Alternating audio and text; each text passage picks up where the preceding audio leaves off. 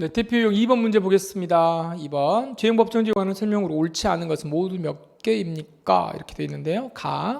9. 국가 공무원 복무규정 27조 2항 4호 명목유화를 불문하고 금전 또는 물질로 특정 정당 또는 정치단체를 지지 또는 반대하는 것. 자, 이렇게 명목유화를 불문하고 금전 또는 물질로 특정 정당 또는 정치단체를 지지 반대하는 것.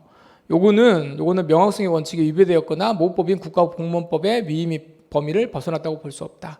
자, 이거 내용은 뭐냐면 국가 공무원들이 이제 가가지고 이제 돈도 이제 어디 뭐 정당에다 갖다 집어넣는다기보다 후원도 하고, 여러분 그 아시겠지만 이게 정당 후원금 10만 원을 이렇게 하면 나중에 이거 연말정산할 때 받거든요. 그래서 저도 가끔씩 보면 이제 선거관리위원회에 근무하는 친구들이나 이제 선배들이 연말쯤 되면 전화가 옵니다. 그래가지고 빨리 요거 좀 납부를 좀 해라. 왜냐면 그게 뭐가 좀 있나 봐요. 그래가지고 누구한테라도 이렇게 이제 납부를 하면 나중에 연말정산할 때 10만 원을 그대로 주거든요.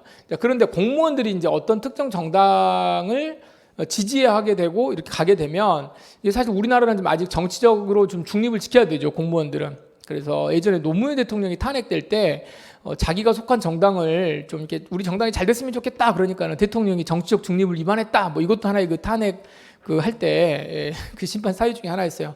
자기가 속한 정당이니까 당연히 말을 해도 될 것 같지만 이게 안 된다는 거예요, 우리나라 법은. 자, 그런데 이 내용 같은 거 이대로 보시면 명목유화를 불문하고 정치단체를 지지 반대하는 것, 이거 자체가 이제 문제가 있는 거다라고 말하지만 우리 판례는 이제 뭐라고 그러냐면, 이거를 좀 더 이것만 놓고 보면 분명히 문제가 될 수도 있죠. 명목유화를 불문하고 어떤 형태로든지 간에 돈 주지 말아라, 지금 이렇게 하는 건데, 여러분들 그 자료에 보시면 이제 판례가 쭉 나오죠. 이거 내용이 뭐냐면은 일체의 것을 다 하지 말라는 게 아니고, 이제 뭐라 그러냐면 이 법률을, 이건 내용을 아실 필요는 없어요. 이 법률은 아니고 이 규정이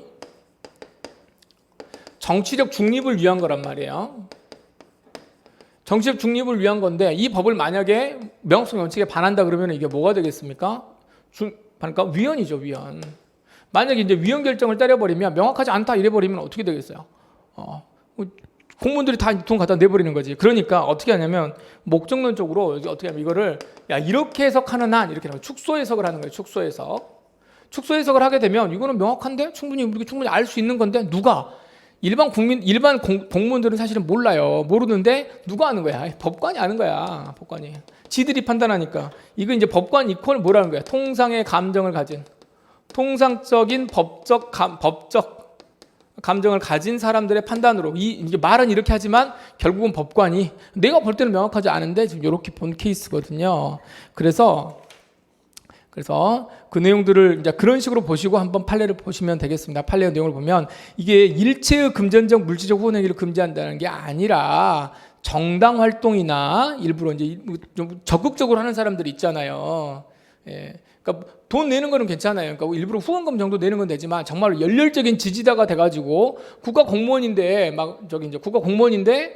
야당 지지해도 되잖아요. 사실 공무원이라도 야당 지지해도 되잖아. 지지해도 되는데 그걸 너무 그 직위에 있으면서 돌아다니면서 뭐 이렇게 해야 된다. 아니면 또 여당 막 이렇게 막 선전하고, 예전에 70년대 막 그런 거 많았잖아요. 통장 반장들, 뭐 여당 후보 무조건 노골적으로 막 찍고 거기다가 막 이렇게 하고, 여러분 90년대 초반까지만 하더라도 군대에서 막 이렇게 90년대 초반까지 제가 이야기하지 않더라도 옛날 군사정권 시절에는 실제로 투표 자체가, 군인들도 공무원 아니에요. 이게 다 공개 투표하고 막 이랬단 말이에요. 대한민국이 그런 시절이 있었단 말이에요. 옛날에 그랬다는 거예요. 지금 이제 상상할 수도 없는 이야기지만, 그러니까 그런 정도로 이제 노골적으로 하면 안 된다는 것이지, 일정 부분 정치적인 것을 표현하는 것은 괜찮으니까 그렇게 축소 해석하면 괜찮은 거다.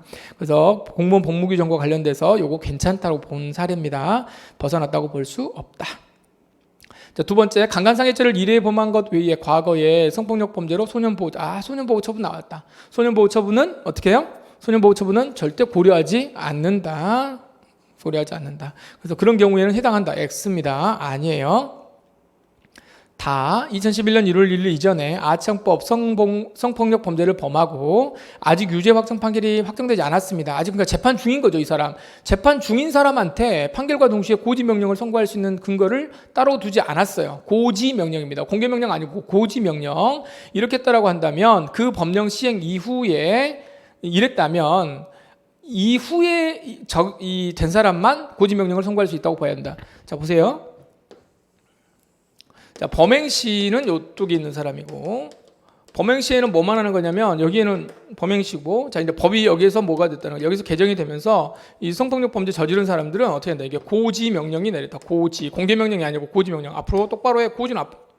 자, 이렇게 해야 되는 거냐? 아직 여기서 요 범행을 하고 나서 재판을 이렇게 받고 있을 거 아니에요. 그럼 여기가 범행시고 여기는 재판시죠? 재판시죠? 그럼 이 법은 시행이 되고 있죠, 이렇게? 그럼 여기에 딱 걸리잖아요, 지금 이 부분에 있어서. 그래서 예전에 범행을 했던 사람한테도 뭐가 요 재판시, 요 재판을 할 때 고지 명령을 해야 되는 거냐 이렇게 하는데 이 고지 명령 해야 되는지 안 해야 되는지에 대해서 규정이 없다는 거예요. 규정이 없다. 소급표 금지 원칙은요, 가장 물론 이제 원칙적으로는 뭐냐면 특히나 여기 재판 중에 있잖아요, 이렇게 있는 거에 대해서 규정으로, 법 규정으로, 명문의 규정으로 뭐 한다? 이 전후 행위도 하겠다. 이 전후 행위도 한다. 그러면 일단 원칙적으로 하는 거예요. 이제 이 하는 것이 위헌이냐 아니냐는 다시 한번 판단을 해보는 거고, 규정이 있으면 규정대로 가는 게 맞는데 규정이 없어요. 규정이 없으면은 어떻게 한다? 규정이 없고 결국은 피고인한테 불리한 것이니까 이 부분들은 어떻게 해야 돼요? 이 고지명령은 이 고지명령 요 이후에 요 법 개정 시행 이후의 것만, 이후에 재판 이게 하시는 분들만 이 명령을 하겠다. 그래서 공개 명령하고 고지 명령하고 두 개 구별하셔야 됩니다. 그래서 요거는 그 뒤에 것만, 뒤에 하신 분들한테만 고지 명령을 선고할 수 있다고 봐야 된다. 맞는 거. 범죄 후 구속 요건은 명확하게 규정되어 있어야 되지만, 이건 그냥 이제 우리 판례에서 이제 당연한 지문으로 쭉 써놓은 거죠. 범죄 후 구속 요건은 명확하게 규정되어야 하지만 모든 구속 요건이 단순한 서술적 개념으로, 서술적 밑줄 치시고요. 이거 뭐 매번 출제 많이 되는 겁니다. 서술적 개념으로, 그러니까 줄줄줄줄줄 이렇게 적는 거예요. 그렇게 적어야 하는 것은 아니므로 통상의 해석 방법에 의해서 건전한 상식과 통상적인 법 감정을 가진 사람, 그 사람이 누구야? 이런 사람이 사실 알고 보면 법관이에요. 자기들이 생각할 때. 하지만 그냥 법관이라고 자기들이라고 말 안 하지. 표현을 이렇게 하는 거예요. 이런 사람이라면 이것저것 다 알 수 있을 정도로 규정하는 정도면 충분히 명확성 원칙에 반하지 않는다. 아주 바람직하고 좋은 말입니다. 맞는 것.